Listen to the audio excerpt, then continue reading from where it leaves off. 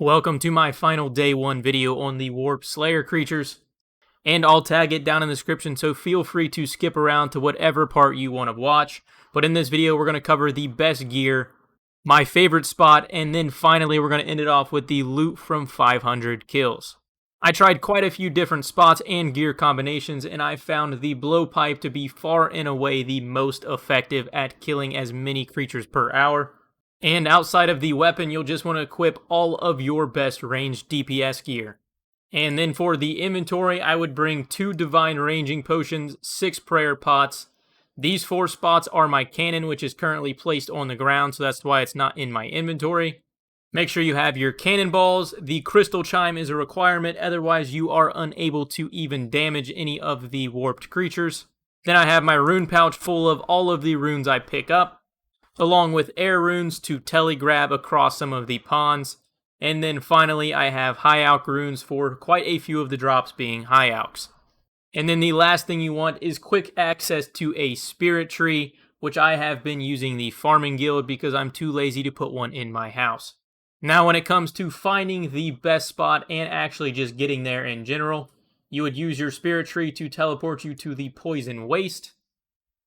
And if you don't have access to spirit trees, all we are is at the tree directly in the new area, and you can easily get there using the Fairy Ring BKP or even running just from Castle Wars. But if you do take either of those methods, you would still need a rune crossbow and a myth grapple to get across the river. But once you're here, you're going to make your way back west and enter the cave just like in the quest. And then I'll go ahead and speed this part up just a little bit, because we run through about 70% of the cave, and that's where we're going to want to be to get the most kills per hour with this cannon setup.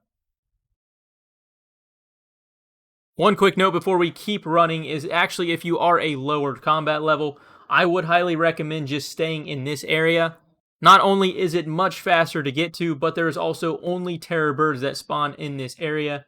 So if you're taking too much damage in the next spot, feel free to come back here, because it should be much easier to tank. We're just going to keep running through the cave.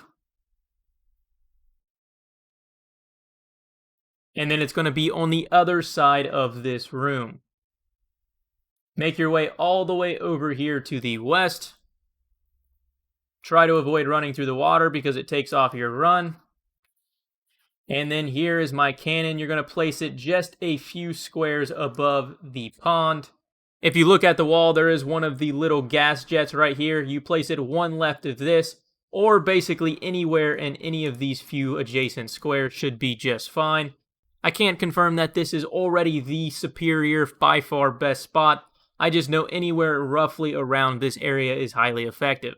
And all you do is pop your Divine Pot, put on Protect from Range and Rigor, fire up the cannon, and I would usually stand either down here or just a few spots up.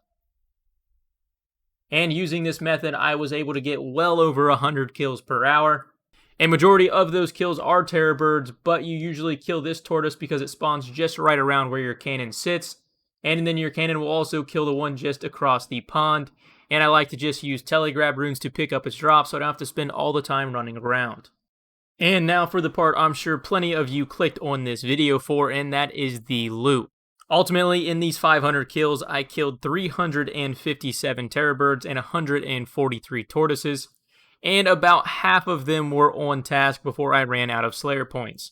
And the question is, did I get lucky and pull a Warp Scepter drop? Obviously, we don't know the drop rates just yet, and we're not going to find them out for a few more weeks. But I would highly recommend getting Slayer task in order to kill these creatures if you do plan on camping them, because if they work anything like Basilisk Knights, you have a much better chance of getting the unique if you are on task. But without further ado, the moment of truth is, I did not get lucky and pull a Scepter drop, but the total price check comes out to 1.4 mil. Definitely nothing crazy in terms of in-game moneymakers, but this is very obviously not created for that, and is probably a pretty solid moneymaker for the level bracket it is created for. I did get one superior throughout these 500 kills, and it was a terror bird, and it looks like it just dropped a triple roll on the regular loot table. Either way, that is my day 1 guide for the warped creatures, along with the loot from 500 kills. If you guys enjoyed the video or found it helpful, consider dropping a like. But I hope you guys have a good day, and I'll catch you in the next video.